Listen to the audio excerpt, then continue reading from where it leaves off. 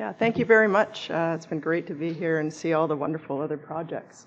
Before we start talking about the projects, we really wanted to give some credit to our project partners, without whom this would not have been the successful project that it was. Our partner architect, Proscenium Architecture and Interiors, the client, the University of British Columbia, especially the structural engineer, Weiler Smith Bowers of Vancouver, the construction manager, Heather Bray Builders in Vancouver, and the precast fabricator, Conforce Structures.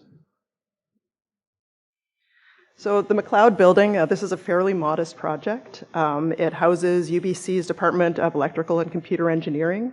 It was originally completed in 1963, and it's a modest but high-quality example of international modernism. The original architects and the whole design team were very well-known modernists in Canada and have done, quite a bit of celebrated work.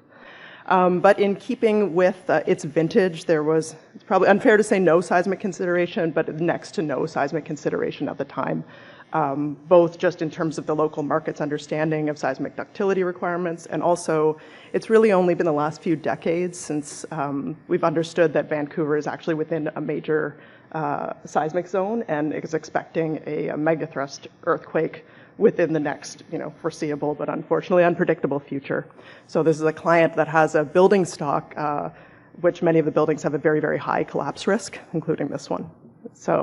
And because of the expressed concrete structure, it makes it quite a beautiful rhythm of building, but it means that it has almost continuous thermal bridging, so you have very, very poor energy performance, and it's becoming a very, very uncomfortable building to be in.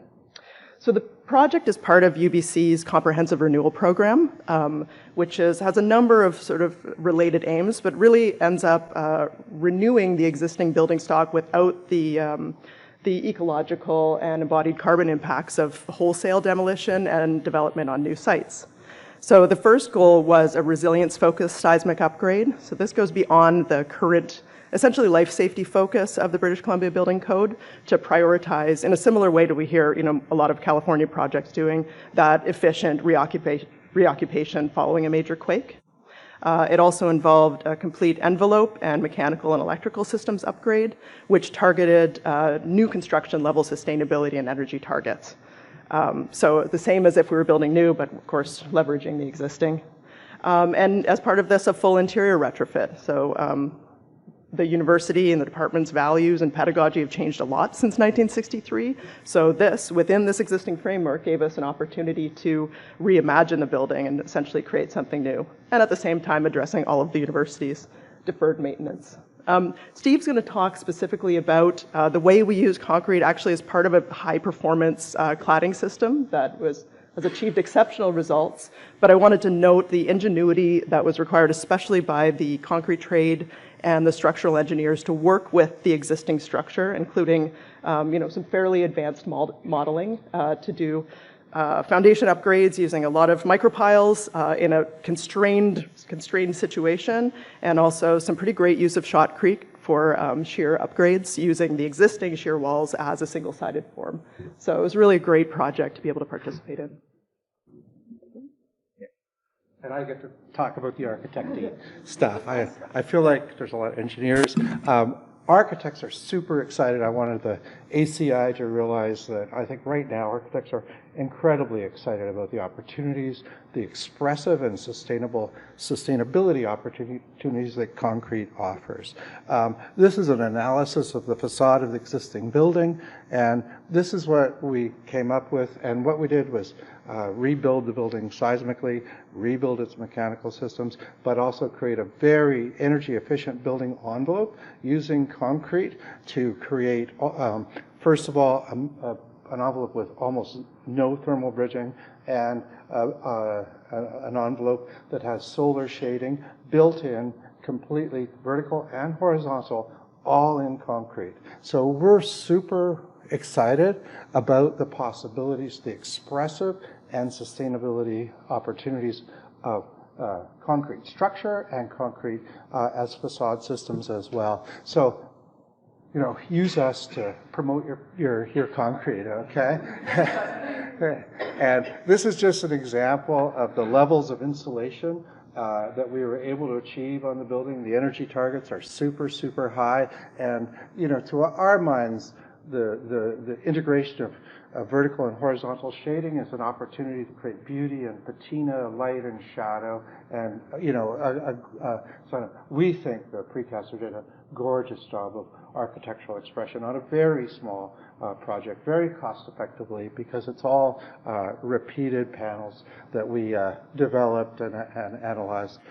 So we were able to achieve those goals very, very cost effectively. And I think the result reflects the original building, but kind of brings it into current concerns about sustainability and energy performance. We threw in a couple of extras. This is just showing the sort of variety of uses of concrete in architecture. This mixes precast concrete facades with a mass timber building. Oh my God, the enemy! But the ability to use the concrete to create a cost-effective facade that really reflected the values of this project. This is National Center for Indigenous Laws, so it's about bringing together English common law with Indigenous legal orders, and the idea was to mix the students from both programs to kind of weave these together into this mass timber building. It's in BC, but then we use these precast panels, full height, with the kind of motif of the Coast Salish paddle to create a very efficient, cost-effective building envelope system that really spoke to the